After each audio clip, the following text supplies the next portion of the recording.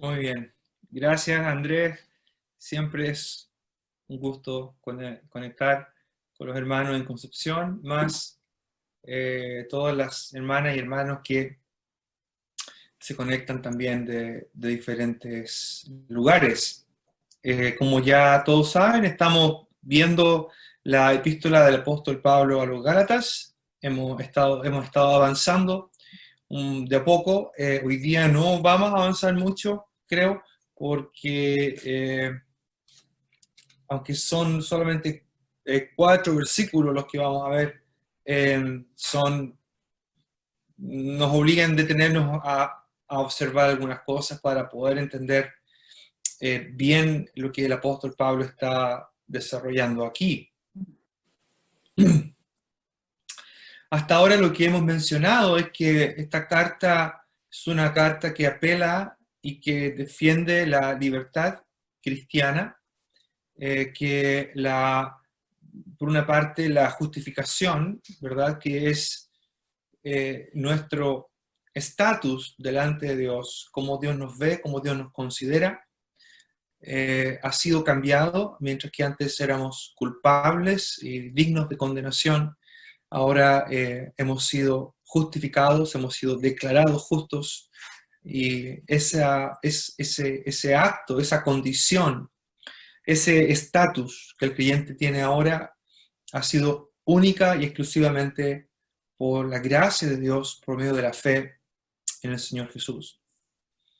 El apóstol Pablo estaba enfrentando una situación difícil aquí porque se estaban introduciendo entonces falsas enseñanzas en esta zona, en esta área de Galacia, una área que él visitó por lo menos en 2 ocasiones, y donde incluso también sufrió violencia física, fue apedreado en Listra. Sin embargo, el apóstol está dirigiéndose a estos creyentes que están abandonando, como vimos en su momento, ¿verdad? El apóstol les dice: estoy sorprendido de que tan rápidamente os hayáis alejado, que estéis desertando. Dijimos en su momento que era la idea de ese vocablo ahí, para seguir un evangelio diferente. Ese evangelio diferente tenía que ver con la insistencia de algunos, la falsa enseñanza de algunos de que ellos debían adoptar la ley de Moisés como parte, como elemento esencial para la justificación delante de Dios, y algo que debía mantenerse, por tanto, en el tiempo. Esto se describe como la circuncisión, y la circuncisión, decíamos la semana pasada, que es un vocablo que encierra, no se refiere solamente al acto físico de la circuncisión probablemente, sino que más bien encierra o se refiere a la totalidad de la observancia de la ley de Moisés. Obviamente Pablo ¿Alguien tiene un micrófono abierto? Si pueden chequear sus micrófonos, por favor, para que no haya interrupción. Gracias. Y la semana pasada, en las últimas 2 semanas, estuvimos viendo cómo el apóstol Pablo está argumentando que el mensaje que él está entregando no es un mensaje que busca contentar o quedar bien con los hombres, que es parte del motivo que tienen los falsos maestros, ¿verdad?, cuando están enseñando, el quedar bien con los demás. Un mensaje que tiene como propósito satisfacer o quedar bien con las personas, satisfacer el oído o quedar bien con las personas. El apóstol Pablo, el mensaje que él da, dice, es un mensaje que tiene autoridad del Señor, porque lo recibió del Señor, y que no está ligado en términos de autoridad a los líderes de la iglesia o los líderes más prominentes de aquel entonces, como eran Pedro, Juan y Jacobo, el hermano del Señor. Bien, hoy día vamos a ver quizá el aspecto más complicado de Gálatas en términos de la narrativa, porque hay una no una confrontación, pero hay una situación que difícilmente podríamos catalogar como ajena o libre de tensión, ¿verdad? Voy a compartir mi pantalla ahora y para poder ver el texto. Pero cuando Pedro vino a Antioquía, si ustedes recuerdan, en la semana pasada que terminamos en la parte donde Pablo termina diciéndoles que cuando él fue a Jerusalén, los pilares, ¿verdad? Pedro, Juan y Jacobo, no añadieron nada al mensaje que ellos estaban predicando. Por tanto, esto era algo muy potente para los que estaban los que estaban perturbando la paz de los creyentes en Galacia. Si es que ellos estaban diciendo que tenían que seguir un cierto evangelio que era justificado, defendido o era patrocinado por los pilares en Jerusalén, Pablo dice, a mí los pilares de Jerusalén no me dijeron nada, no agregaron nada a mi mensaje, todo lo contrario, me dieron la señal, la diestra en señal de compañerismo, de apoyo, de amistad, y ellos reconocieron, como dice el versículo 9, la gracia que les había sido dada a ellos, y solamente les pidieron que se acordaran de los pobres. Ahí fue donde quedamos la semana pasada, dice Pablo, lo cual procuré con diligencia hacer. Y dice ahora el versículo 11, pero cuando Pedro vino a Antioquía, le resistí cara a cara porque era de condenar.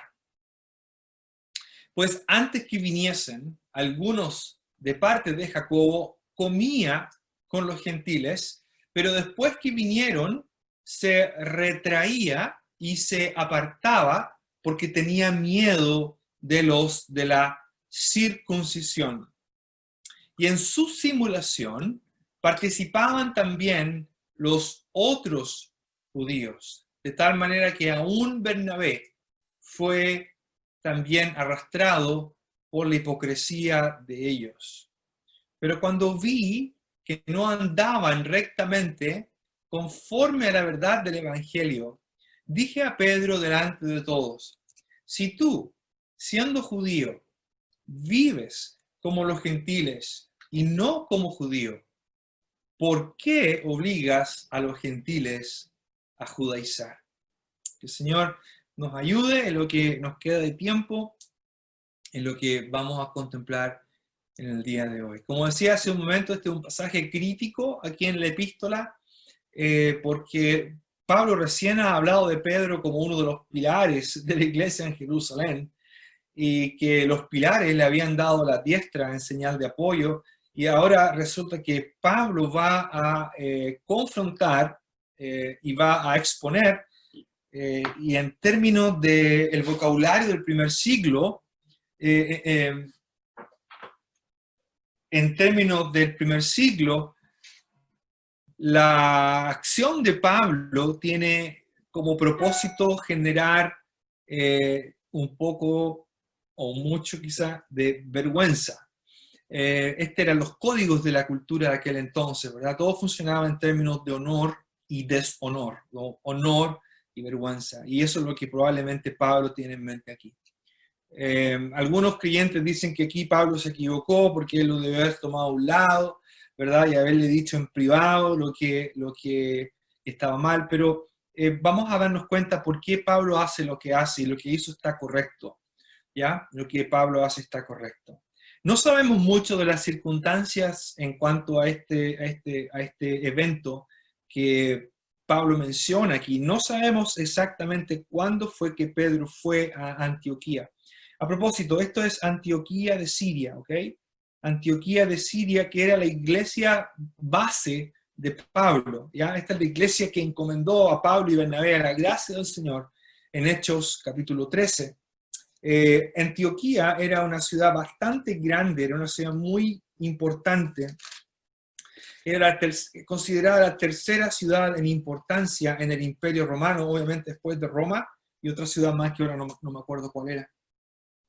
Antioquía de Siria, también incluso en el tiempo de los padres de la iglesia, es decir, después de los apóstoles, llegó a convertirse en un importantísimo centro cristiano.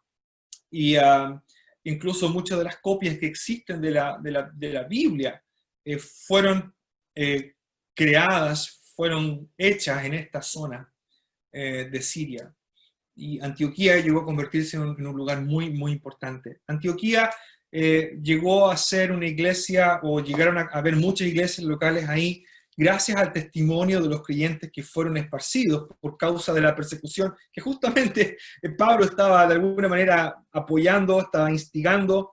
Eso está en Hechos capítulo 11, los que habían sido esparcidos a causa de la persecución que hubo con motivo de Esteban, pasaron hasta Fenicia, Chipre y Antioquía, no hablando a nadie la palabra, sino solo a los judíos.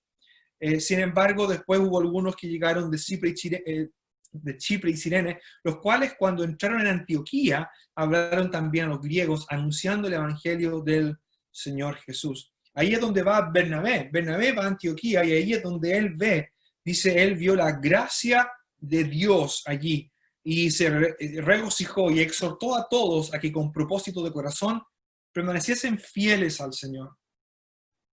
Luego Bernabé va a Tarso y va a buscar a Saulo, y ahí es donde ellos se congregan por un buen tiempo, en Antioquía. Ahora, ¿cuándo va Pedro a Antioquía? No se sabe, realmente no es claro cuándo pudo haber sido que él fue. Una teoría, ¿verdad? Una proposición para ver cuándo Pedro fue a Antioquía, bueno, tuvo que haber sido después de la reunión que Pablo tuvo con él, ¿verdad? Y con los otros dos pilares en Jerusalén. Pero es posible que entonces eso haya sido, si ustedes se acuerdan, cuando Pedro está encarcelado, ¿verdad? Jacobo muere, Pedro es librado de la cárcel y él llega a la casa donde están orando los hermanos ¿verdad? Va esta hermana o esta sierva a abrir la puerta llamada Rode y dice, está Pedro afuera y dice, está loca. En fin, la cosa es que Pedro dice, hace señas con la mano, Hechos 12, y dice, haced saber esto a Jacobo y a los hermanos, y salió y se fue a otro lugar. Algunos eruditos piensan que esa expresión, digamos, que se fue a otro lugar, significa que él deja Jerusalén con motivo de aquella persecución donde él, bueno, Jacobo, el hermano de Juan, muere, Pedro es librado de la cárcel, entonces Pedro abandona Jerusalén. Y algunos piensan que es aquí cuando él va a Antioquía.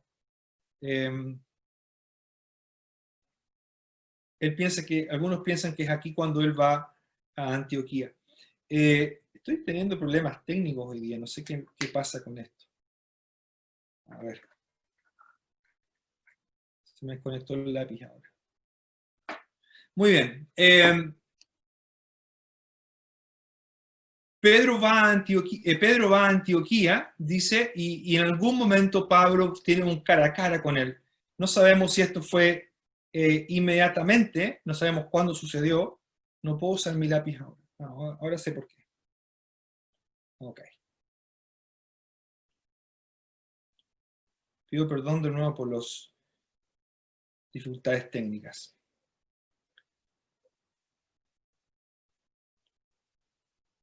Ok. En algún momento hay dice Pablo, dice, le resistí cara a cara. Literalmente es lo que la Reina Valera dice, ¿verdad? Dice, le resistí cara a cara porque era de condenar. Como decía hace un momento, no es exactamente claro cuándo ocurrió esto, pero podemos asumir que Pedro llega a Siria. Pablo vuelve también con Bernabé después de terminar el ministerio entre los pobres. Ellos llevan una ofrenda, ¿verdad? De acuerdo a Hechos capítulo 11. Ellos, ¿verdad? En el capítulo 11, versículo 29, ellos van a Jerusalén con una ofrenda. El versículo 30 dice lo cual en efecto hicieron y enviándolo a los ancianos por mano de Bernabé y de Saulo.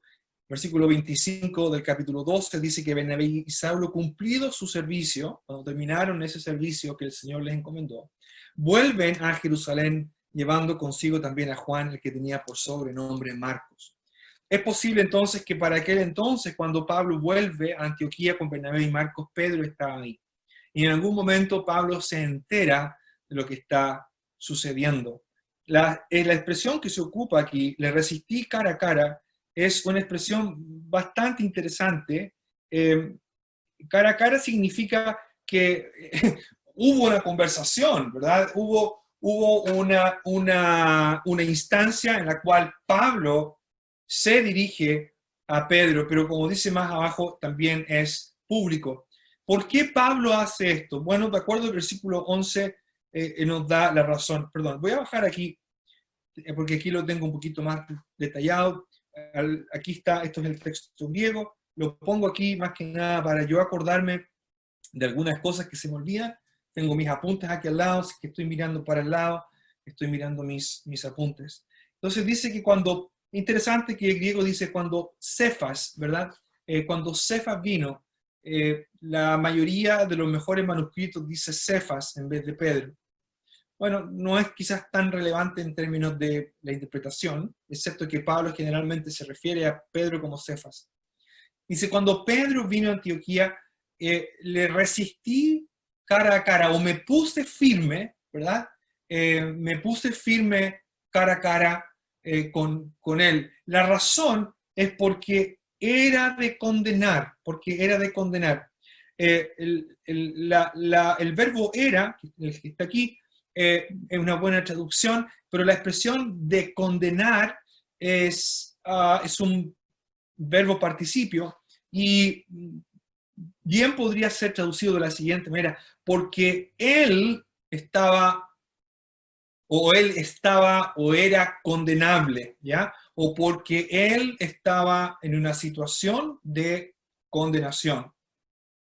El vocablo que ocupa, que ocupa Pablo aquí para hablar de lo que él va a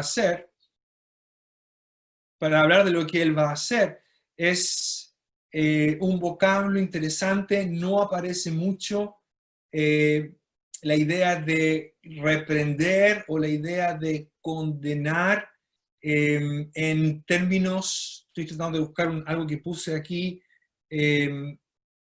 a veces uno piensa porque era de condenar lo que él estaba haciendo, pero la idea al parecer sugiere que más bien Pedro, él mismo, estaba en una situación de culpabilidad. En literatura, por ejemplo, Josefo, el historiador Josefo, ocupa este mismo vocablo que se ocupa aquí de condenar, lo ocupa para hablar de alguien que es condenado a muerte o alguien que es condenado o que es culpable delante de Dios. La situación es seria, la situación es tremendamente seria, tremendamente compleja. Pablo actúa de la manera en que actúa porque lo que Pedro está haciendo en términos de su comportamiento no solamente está afectando a otros o arrastrando a otros por medio de la imitación, ¿verdad? Si Pedro lo hace, bueno, yo también lo hago. Sino que más bien lo que él está haciendo está produciendo una contradicción que va al quis del mensaje, que va al centro del mensaje del Evangelio. Que va al centro del mensaje del Evangelio. ¿Qué es lo que estaba pasando? Bueno, dice el versículo 12 que antes que viniesen algunos de parte de Jacobo, no sabemos quiénes son estos que vienen de parte de Jacobo. Las opiniones divergen, algunos piensan que son falsos creyentes, son judíos que derechamente están persiguiendo a Pedro, ¿verdad? De alguna manera, lo que Pablo estaba haciendo también al perseguir a otros, incluso en diferentes ciudades. Otros piensan que estos que vienen de parte de Jacobo, que más abajo se llama los de la circuncisión, ¿ya? Hay algo similar en el capítulo 11, cuando Pedro da el informe en relación con Cornelio. Él dice, cuando Pedro subió a Jerusalén, disputaban con él los que eran de la circuncisión. Así que otros piensan que este grupo de la circuncisión puede ser una referencia a judíos creyentes, pero judíos de una línea más bien dura, una línea que todavía está fuertemente arraigada a la ley de Moisés. Lo que Pablo entonces dice aquí es que antes que llegara esta gente, Pedro comía con los gentiles, pero después que vinieron se retraía y se apartaba porque tenía miedo de los de la circuncisión. Tenía miedo de los de la circuncisión. El texto griego es bien enfático cuando dice que antes que llegaran algunos de Jacobo, o de parte de Jacobo, dice, con los gentiles, ese es el orden, con los gentiles comía juntamente. El verbo comer con es un solo verbo, ¿ya? Que aparece ahí, sunestio, comer juntamente con alguien. Y el orden de las palabras es muy interesante aquí. Porque antes que llegaran algunos de parte de Jacobo, con los gentiles, él comía juntamente. Él comía juntamente. ¿Ya? Y la idea aquí, para entender un poco lo que está pasando, tenemos que entender un poquito esto de la idea de comer. ¿Qué significa esto de comer? Para nosotros a lo mejor no es muy importante, a lo mejor no nos dice mucho, ¿cuál es el problema? Pero la idea de comer, después de la circuncisión, la comida y con quién se comía era la marca registrada, era la marca fundamental de un judío piadoso. Esto es tremendamente interesante. Por otra parte, voy a volver a este punto en un minuto. Por otra parte, comer obviamente era sinónimo de comunión. Comer era confraternizar con alguien, ¿ya? Era tener comunión con alguien. Este mismo verbo aparece, el comer juntamente con, aparece 5 veces en el Nuevo Testamento. En Lucas 15:2, los fariseos y los escribas murmuraban diciendo, famoso, ¿verdad? Gracias a esto tenemos la parábola de la oveja perdida, la moneda perdida y la oveja perdida, ¿verdad? Y los fariseos diciendo, a los pecadores recibe y con ellos come. Ahora, comer con alguien era no solamente entrar a la casa de alguien, era ser recibido, era sinónimo de tener una relación, de tener una amistad, de ser aceptado mutuamente. En una mesa, todos eran iguales, por decirlo de una manera. Había aceptación de la persona por quien era. Y esto es lo interesante. Los fariseos critican al Señor porque Él se asocia con los pecadores. Con ellos come, tiene comunión con ellos, tiene relación con ellos, los recibe, los acepta. Cuando realmente son gente con la cual uno jamás se relacionaría. Gente con las cuales uno podría, en el pensamiento judío, en el pensamiento fariseo, uno mismo podría quedar contaminado. Uno puede ver la gravedad de esto cuando justamente en Hechos 11, luego que Pedro, y voy a volver también a esto en un minuto, luego que Pedro va donde Cornelio y pasa todo lo que pasa ahí donde Cornelio, le critican, ¿verdad? Y le dicen ¿verdad? En Hechos 11:3, le dicen, ¿por qué has entrado en casa de hombres incircuncisos y has comido con ellos? El comer implicaba tener amistad, tener comunión. Significaba aceptar a las otras personas con sus valores, con sus costumbres, con sus ideas. Y es muy llamativo que antes de que Pedro vaya donde Cornelio, y esto lo podemos ver también en Hechos, el capítulo 10, ¿cómo convence a Dios? ¿Cómo convence Dios a Pedro? ¿Cómo convence Dios a Pedro para que vaya donde los gentiles? A través de la comida. Le muestra un lienzo con toda clase de comida, ¿verdad? Y le dice, Pedro, mata y come. Y en ese lienzo había toda clase de comida. Había, bueno, ¿qué es lo que los judíos no comían? Cerdo, por supuesto. No comían cerdo, no comían muchas de las comidas marinas, comían molusco, no comían ciertos insectos, en fin. Y entonces Pedro le dice, Señor, no, porque nunca, como dice Pedro, dice, lo voy a leer mejor, porque ninguna cosa común o inmunda he comido jamás. Y la voz volvió la segunda vez y dice, lo que Dios limpió, no lo llames tú común. Y esto pasó 3 veces. O sea, ¿Por qué esto es tan relevante? Porque Pedro no hubiera ido donde Cornelio, para que Pedro vaya abiertamente donde Cornelio, para que Pedro pierda el miedo de hacer algo que iba totalmente en contra, incluso de la iglesia en aquel momento, que todavía pensaba que la salvación era solo para Israel, ¿verdad? Pedro recibe esta visión del Señor que se relaciona con la comida. La comida era fundamental en el pensamiento judío. La comida era mucho más que simplemente guardar una dieta o no comer ciertas cosas. Era un ejemplo claro y visible de piedad, de alguien que era celoso por las cosas de Dios. Por ejemplo, en el libro pseudoepigráfico, ¿verdad? Esto es en la escritura, los escritos pseudoepigráficos son una fuente muy interesante y muy útil de trasfondo cultural y religioso. Hay un libro que se llama José y Asenat. Es un libro pseudoepigráfico. Se llama José y Asenat. Y es la historia, básicamente, que no es inspirada, no es canónica, por tanto, no tiene autoridad. Pero en la historia de José y Asenat se cuenta básicamente cómo es que José se casa con Asenat, ¿verdad? La historia que tenemos en Génesis. Pero en esta historia realmente es una especie de defensa y presentación de cómo alguien se convierte al judaísmo.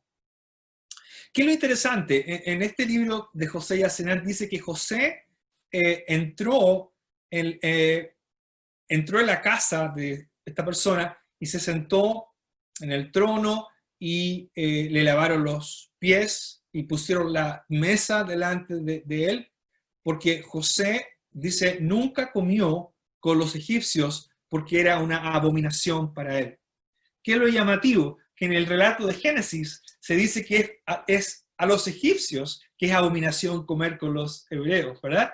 Pero en este escrito de José y Asenat se refuerza que José es el ideal judío, ¿verdad? Alguien que teme a Dios. ¿Cómo muestra ese temor de Dios? ¿Cómo muestra esa piedad? No comiendo, no mezclándose. Todo esto de la comida tenía que ver con mantenerse separado, con mantener una identidad no solamente religiosa, sino que también cultural. ¿Son Israel es el pueblo de Dios? ¿El pueblo judío es el pueblo de las promesas? ¿Cómo lo manifestamos públicamente? A través de la comida. Comemos solo ciertas cosas y no lo comemos con cualquier persona. No lo comemos con gentiles. Menos vamos a comer la comida de los gentiles. ¿Qué es lo que Pedro estaba haciendo? Bueno, antes que llegaran estos que dicen que vienen de Jacobo, Pedro comía de todo y Pedro iba a todas partes.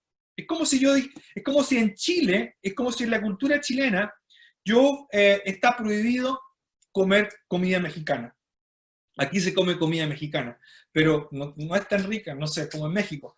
Y está prohibida la comida mexicana. Y entonces yo, que soy creyente, digo, bueno, el Señor dijo que toda la comida es limpia, no hay ningún problema con la comida mexicana. Y voy a México y como todo lo que los hermanos de México me dan.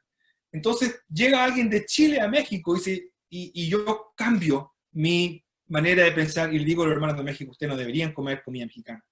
Bueno, algo así es lo que está pasando.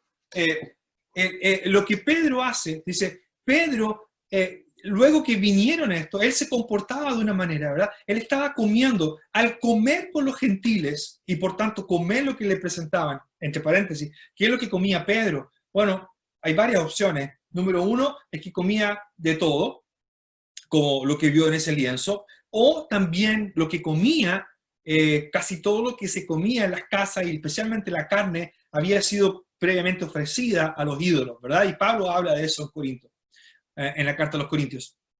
Y probablemente Pedro está comiendo todo eso y él no se hace problema por eso. ¿Pero qué pasó? Dice que cuando llegaron estas personas, se retraía, se apartaba, se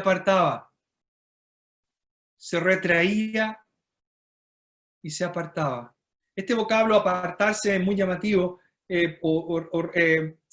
apartarse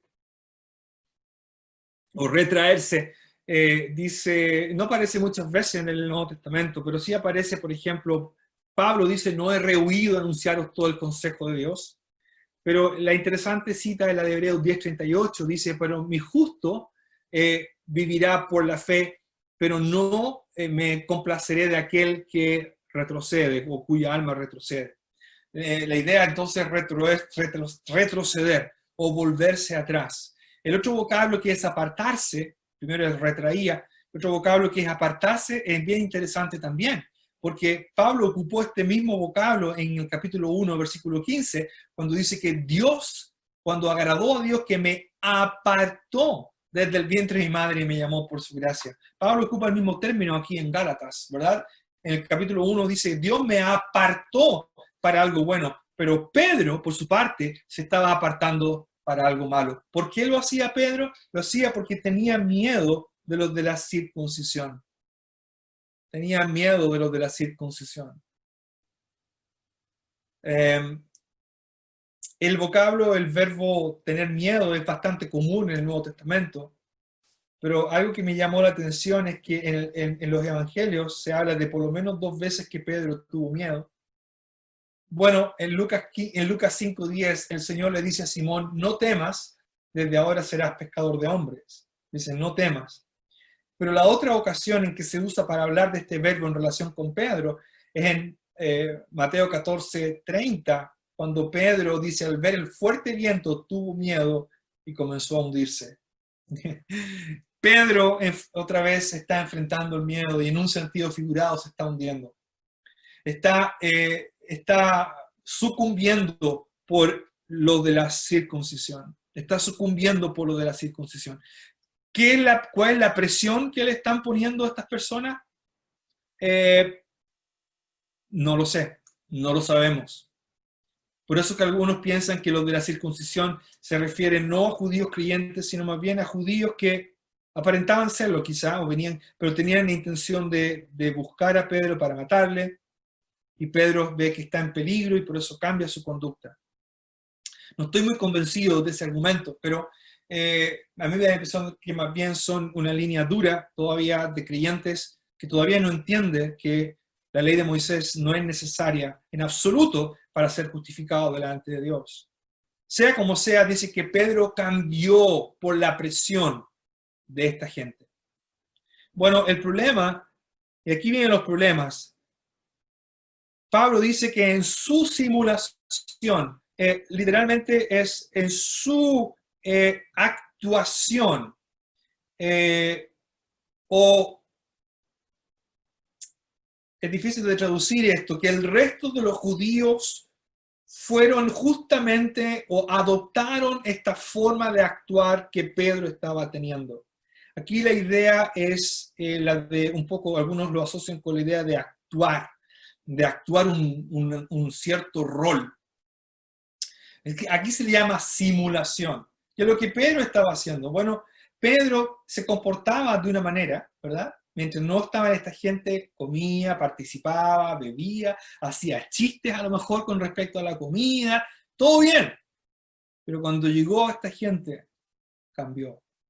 Y no solamente cambió, se retraía, se apartaba, sino que también arrastró a otros. Dice que Bernabé fue arrastrado por la hipocresía, hipocrisis, arrastrado por, y Bernabé, estamos hablando de Bernabé, o sea, Bernabé se dice en Hechos que era varón bueno, era un varón bueno, era un buen hermano, pero hasta Bernabé fue arrastrado por el actuar de Pedro. En su simulación participaban los otros judíos. Antioquía era una iglesia, o varias iglesias en Antioquía, que estaban compuestas, ¿verdad?, por muchos judíos y también por gentiles. Era una mezcla. Quizás tendrían comidas por separado. Es posible que la cena del Señor esté aquí en el relato. Era lo típico, que la iglesia comían juntos cuando celebraban la cena del Señor. Así que es posible que también esté ahí esta idea. Pero lo más complicado, porque el tiempo va avanzando, viene aquí en el versículo 14. Pero cuando vi que no andaban rectamente conforme a la verdad del Evangelio, dije a Pedro delante de todos, si tú, siendo judío, vives como gentil y no como judío, ¿por qué obligas a los gentiles a judaizar? ¿Qué es lo serio de la situación? ¿Qué es lo que hace esta situación tan, tan severa, tan grave en la mente del apóstol Pablo y que le lleva a hacer lo que él está haciendo? Bueno, esto es lo que está pasando. Lo que Pedro está haciendo es no andar rectamente conforme a la verdad del Evangelio. Y voy a explicar eso en un segundo. Y lo otro es esto que está aquí. ¿Por qué obligas a los gentiles a judaizar? No sabemos exactamente cómo Pedro estaría obligando a los gentiles a judaizar. La manera más lógica sería que a través del ejemplo Pedro estaba arrastrando a otros, ¿verdad? Y eso obviamente está mal. Y eso es lo que Pablo dice aquí. Cuando vi que no andaban conforme a la verdad del Evangelio, conforme a la verdad del Evangelio. La verdad del Evangelio es una frase muy importante que ya apareció aquí en Gálatas. La vimos, no sé si la semana pasada o la antes pasada, pero dice, la semana pasada creo que fue, en el versículo 4 dice, esto a pesar de los falsos hermanos introducidos a escondidas que entraban para espiar nuestra libertad en Cristo, que tenemos en Cristo Jesús, para reducirnos a esclavitud, a los cuales ni por un momento accedimos a someternos para que la verdad del Evangelio permaneciese con vosotros, con vosotros. Pero ahora aquí Pablo ocupa otra vez la misma expresión, la verdad del Evangelio. Probablemente significa a la verdad que procede del Evangelio o que tiene su fuente de origen en el Evangelio.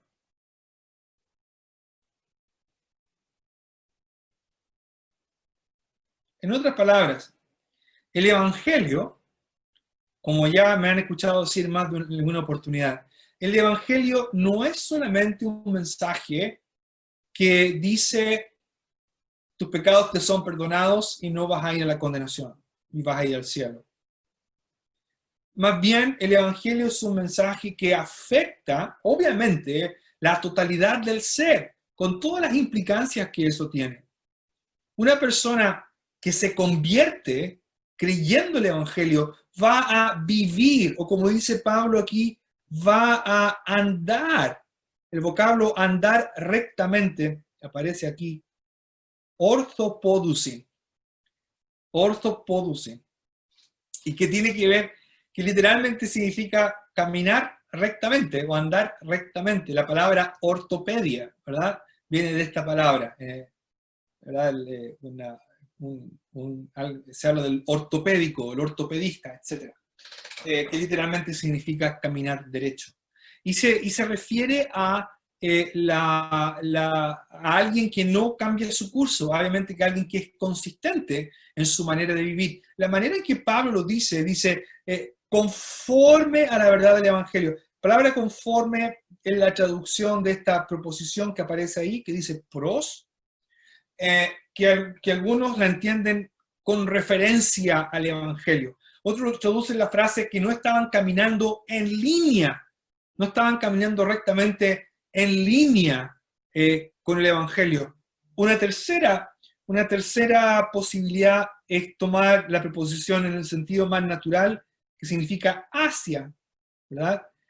Dando a entender que la manera en que los creyentes, que Pedro y los que estaban actuando de esta manera, estaban dejando de avanzar, estaban dejando de ir hacia adelante, estaban perdiendo el objetivo, estaban caminando de manera torcida. No estaban andando rectamente, no estaban comportándose, no estaban viviendo en línea con la verdad del Evangelio. En otras palabras, ellos estaban personificando un falso evangelio. Pedro, nuestro querido, amado Pedro, el tremendo siervo del Señor. Nadie es inmune, ¿verdad? Obviamente, a equivocarse. Y Pedro aquí se equivocó. Y no estoy criticando a Pedro porque él nos lleva muchísimo, muchísimo más en términos de un hombre de Dios, ¿verdad? No estoy criticando a Pedro, estoy tratando de explicar el texto y decir que, en lo que él cayó por miedo a la presión, lo llevó a conducirse de una manera que estaba contradiciendo el Evangelio. Esto es lo terrible. Estaba cambiando, por decirlo de una manera, la teología del Evangelio. Al actuar de esta manera, al haber estado conviviendo con los gentiles, como dice Pablo, viviendo, si tú vives, Pablo ocupa un verbo que está, lo que se llama en tiempo imperfecto. Si tú estás viviendo como gentil, tú existes, este verbo aquí, vivir, es interesante porque se asocia con la existencia del cómo es alguien. Si tú vives, o es decir, si tú existes, si tú te comportas como gentil y lo estás haciendo regularmente, ¿por qué? ¿Por qué has cambiado? ¿Por qué dejaste de juntarte con los gentiles? Al retraerte, al dejar de comer con ellos, por miedo a lo de la circuncisión, le estás mandando un mensaje a los creyentes gentiles. Le estás diciendo, ¿sabes qué? En realidad, bueno, es que mira, es que deberían judaizar mejor. Sería mejor que volvieran a la ley de Moisés o que adoptaran la ley de Moisés. En otras palabras, Pedro estaba trastornando, estaba cambiando el mensaje. No estaba andando rectamente, no estaba caminando conforme o hacia o en línea de la verdad o a la verdad que procede del Evangelio. La verdad que procede del Evangelio dice que una persona es salva por gracia, que es justificada por gracia y que sigue viviendo por gracia. Que su estatus delante de Dios y que su justificación no depende de la ley de Moisés, no depende de lo que coma, no depende de estas cosas, no depende del entendimiento que otros puedan tener y que por tanto están obligando a que otros adopten. La verdad del Evangelio dice que hemos sido librados y que hay una gloriosa libertad en Cristo. Pero Pedro sucumbió a eso. Pedro al retraerse, Pedro al apartarse, Pedro al obligar a otros a judaizar, es decir, básicamente judaizar significa adoptar el judaísmo como religión. Casi está predicando una anticonversión. Prácticamente está diciendo, tienes que, bueno, sí, pero la fe en Cristo está bien, pero vas a tener que guardar la ley de Moisés también. Pablo dice, eso no puede ser. Y por eso es que él lo hace cara a cara, por eso es que él lo confronta cara a cara, porque está pervirtiendo el mensaje del Evangelio. Le dice delante de todos, ¿verdad? Le dice delante de todos, si tú, siendo judío, es verdad, tú eres judío, pero vives como gentil y no como judío, ¿por qué obligas a los gentiles a judaizar? Este fue el error de Pedro, este fue la caída de Pedro. Después de esto no sabemos qué pasó, pero podemos asumir que Pedro era un hombre humilde y entendió.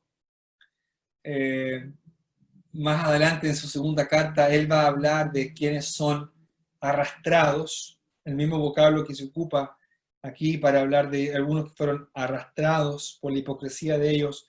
En su segunda carta, Pedro va a hablar de los falsos maestros que arrastran o son arrastrados. Sí, sin duda que el querido apóstol Pedro lo entendió.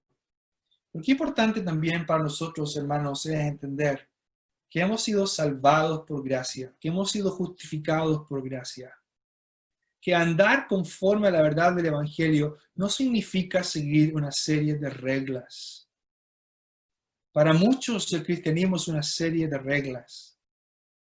Que alguien tiene que vestirse de cierta manera, que tiene que tener el pelo hasta cierto largo, las mujeres por lo menos, que tienen que tener el pelo largo hasta cierto punto, que no pueden ponerse aros, y todas esas cosas que se escuchan a veces, que siempre son sacados, textos que son sacados de su contexto, ¿verdad?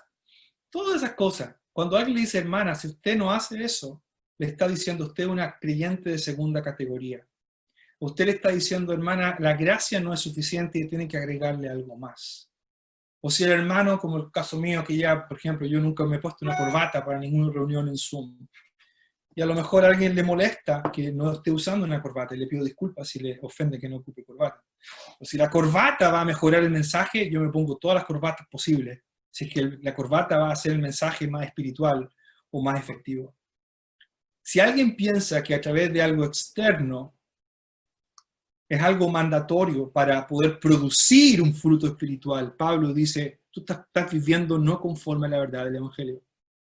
Le estás haciendo creer a las hermanas y a los hermanos que a través de algo externo tú vas a producir un fruto que solamente puede ser producido por el Espíritu. En otras palabras, le estás diciendo, Cristo no es suficiente, el Espíritu no es suficiente. Tienes que tú hacer algo más. Y eso va en contra del Evangelio, claramente. No es el Evangelio que hemos creído. No es el Evangelio por el cual hemos sido salvados. Bien. Hemos llegado al tiempo.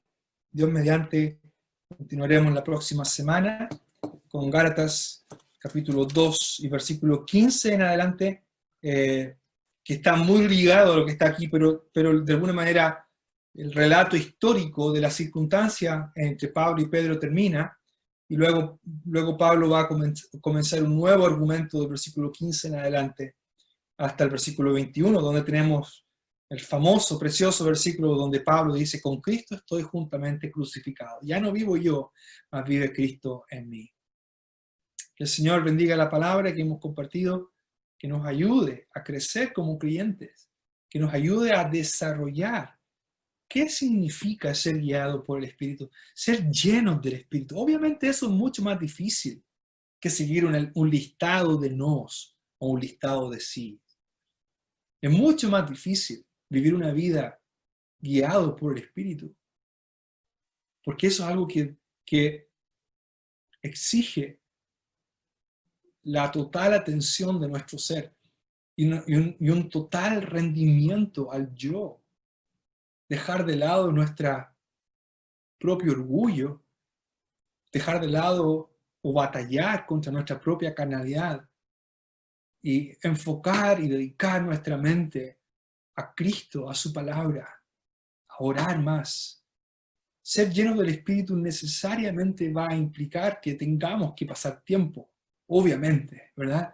Con el Señor, con su palabra, estudiándola, aprendiéndola, estando con otros creyentes. Eso es lo que va nutriendo una vida en comunión con el Espíritu. Y ese creyente, que finalmente en términos del Nuevo Testamento es lo que se conoce como un creyente maduro, ese creyente maduro va a vivir su cristianismo no por miedo a los demás, no por lo que los demás van a decir, sino que lo va a hacer porque está guiado por el Señor. Pero eso es difícil, eso toma tiempo, eso toma toda una vida hacerlo. Eso no está regulado, como dice el apóstol Pablo, contra tales cosas no hay ley. Bien, vamos a orar. Padre, te damos gracias por tu palabra que hemos podido otra vez compartir y reconocemos que nos falta tanto para poder ser guiados, ser llenos del Espíritu, pero es lo que realmente tú esperas y quieres de nosotros y lo que tú estás trabajando en nosotros. Que podamos aprender a depender de ti a cada momento, cada día. Y fallamos muchas veces, por supuesto, Padre, en todas estas cosas. Ayúdanos a retener tu palabra, a mantenerla en nuestro corazón, en nuestra mente. Bendice a tu pueblo aquí representado, familias que estarán al otro lado de este monitor en sus diferentes hogares. Te damos las gracias en el nombre del Señor Jesús. Amén.